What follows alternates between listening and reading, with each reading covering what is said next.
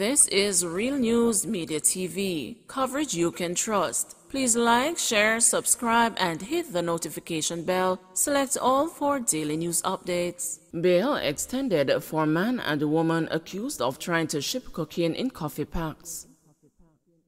Bail has been extended for a man and a woman accused of conspiring to ship nearly 3 ounces of cocaine to the United States in 2 packs of Blue Mountain coffee 2 years ago.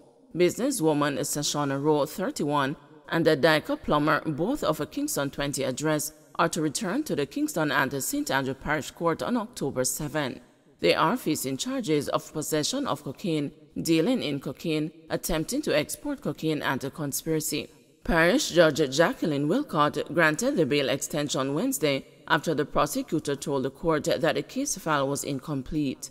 According to police reports, on July 1, 2020, Rowe went to a FedEx office at the Norman Manley International Airport in Kingston and attempted to ship the substance concealed in the coffee, among other things. However, when the goods were checked, a white powdery substance resembling cocaine was allegedly found in the coffee sachet.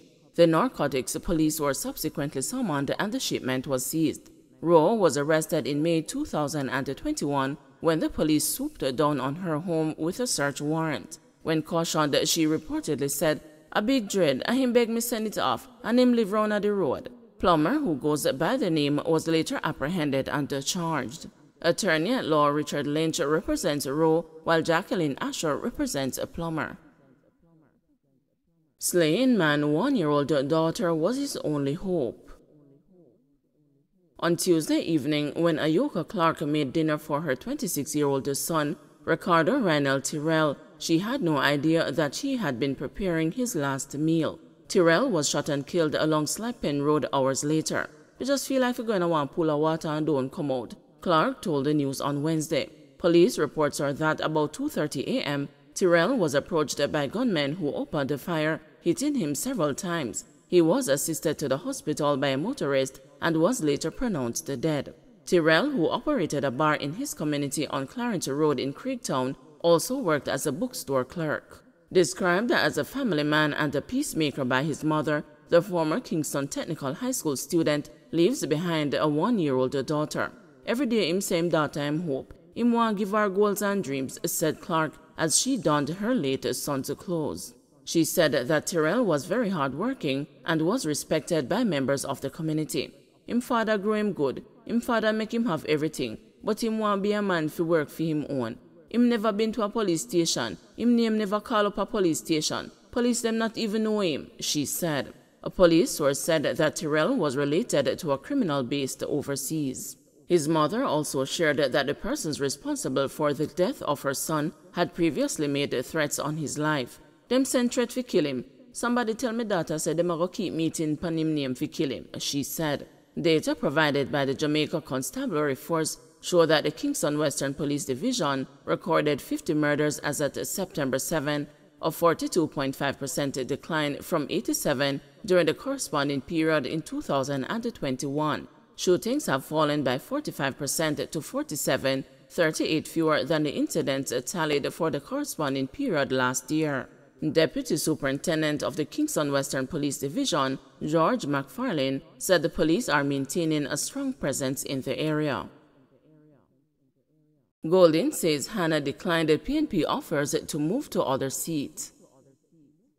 People's National Party President Mark Golding says the party made several offers to St. Anne's South Eastern Member of Parliament Lisa Hannah prior to her announcement not to seek re-election when the current political cycle ends.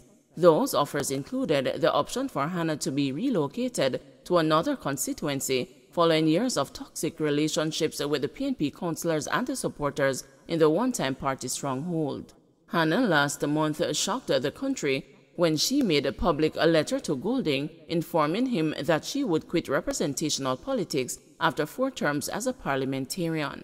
Offers were made, said Golding on Wednesday. "We were open to anything that Lisa may want to do, but at this point in time, as has been said, she was fed up."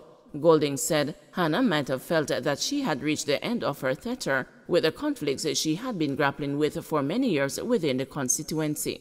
She has made up her mind that she wants to do something else for a while and we have to respect that. It's not what I want, but it is what it is, the opposition leader said. Hannah was unavailable for comment. A recent RJR Gleaner commissioned Don Anderson poll found Hannah, the opposition spokesperson on foreign affairs, to be the best performing shadow minister, scoring 24%. But her prime ministerial ambitions were dashed by delegates when her challenge to Golding fizzled in a November 2020 PNP leadership contest. That was preceded by a challenge to her leadership in the constituency by PNP councillor turned independent for the Benson-Ton division, Lydia Richards, in 2016. Reported grudges that persisted reflected in Hannah's re-election bid in September 2020 after she managed to retain the seat by a mere 31 votes against Delroy Granston, a Jamaica Labour Party neophyte. Hannah had also escaped criminal charges but was slammed for nepotism and cronyism in the award of millions of dollars in contracts in St. Anne in a ruling by the Director of Public Prosecutions. The then Office of the Contractor General conducted an investigation into allegations of impropriety and corruption at Hannah's constituency office and the award of contracts by the St. Anne Municipal Corporation. The ruling said that the OCG's findings did not rise to the level of a criminal charge, noting that nepotism and cronyism were not offenses under the law here. More would be needed to mount a criminal prosecution, it said. Hannah, in her letter to Golding, said that the journey had not always been easy and that the political baptisms of fire were often unrelenting and excruciating. I think how she feels about things may evolve. Right now, she has some things that she wants to deal with in her personal life and that she is working on, and I respect that, and I am supportive of it, said Golding, who noted that he and Hannah are on good terms. Golding said that he was blindsided by the letter, although he was aware of the challenges she had been facing within her constituency. He said that a team was mandated to visit the constituency approximately 8 months ago to address the issues, but the situation continued to be problematic. Path caterers ready to quit. Some caterers providing food for school children under the Program of Advancement through Health and Education Path are considering packing it in as their current arrangement with the government is no longer economically viable.